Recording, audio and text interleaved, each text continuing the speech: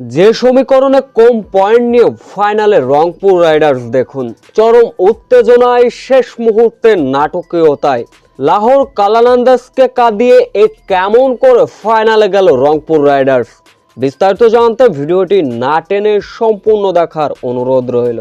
আজকের ম্যাচটা global super লিগের রংপুর রাইডার্সের জন্য ম্যাচটি ছিল মহা গুরুত্বপূর্ণ ম্যাচ, কেননা এই ম্যাচ জিতলেই ফাইনাল খেলার সম্ভাবনা টিকে থাকবে রংপুর রাইডার্সের।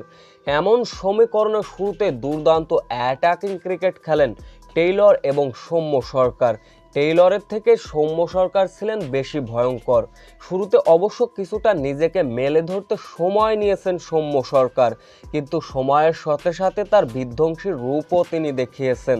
এরপর গায়ানায় দফায় দফায় বৃষ্টি, শেষ পর্যন্ত সৌম্য সরকার 22, টেইলর 32, সাইফ হাসানের 27 রানে ভর করে খেলার টার্গেট দাঁড়িয়েছিল 9 ওভারে, যেখানে 9 ওভারে লাহোর কালান্দার্সের টার্গেট দাঁড়িয়েছিল 111 রান।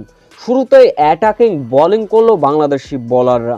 প্রথম ওভারে 3টি উইকেট তুলে নিলেন মাহাদি হাসান, দুর্দান্ত বোলিং, যার ফলে লাহোর কালান্দার্স 14 রানে 4 উইকেট হারিয়ে মহা বিপদে পড়ে ঢুকছিল। শেষ 2 ওভারে লাহোরের জয়ের জন্য প্রয়োজন ছিল 42 রান। কামরুল ইসলাম রাব্বির দুর্দান্ত বোলিং, দুর্দান্ত খেলা বিগকে ফ্রান তিনি, যার ফলে লাহোরের শেষ ওভারে জয়ের জন্য প্রয়োজন ছিল 33 রান। তবে শেষ পর্যন্ত লাহোর কালান্দার্সকে 23 রানে পরাজিত করে প্রথমবারের মতো ফাইনালে গেল রংপুর রাইডার্স। এখন যে সমীকরণে ফাইনালে গেল রংপুর রাইডার্স কম পয়েন্ট নিয়ে, গ্লোবাল সুপার লিগে 4টা ম্যাচ খেলেছে রংপুর রাইডার্স, যেখানে 2 জয় 2 পরাজয়, পয়েন্ট হচ্ছে 4। রংপুরের মতো সমান পয়েন্ট ছিল তানজিম সাকিবের গায়ানা এবং লাহোর কালান্দার্সেরও। তবে লাহোর কালান্দার্স থেকে রেটিং পয়েন্ট রান রেটে এগিয়ে থাকায় ফাইনালে ভিক্টোরিয়ার সঙ্গী হলো রংপুর রাইডার্স।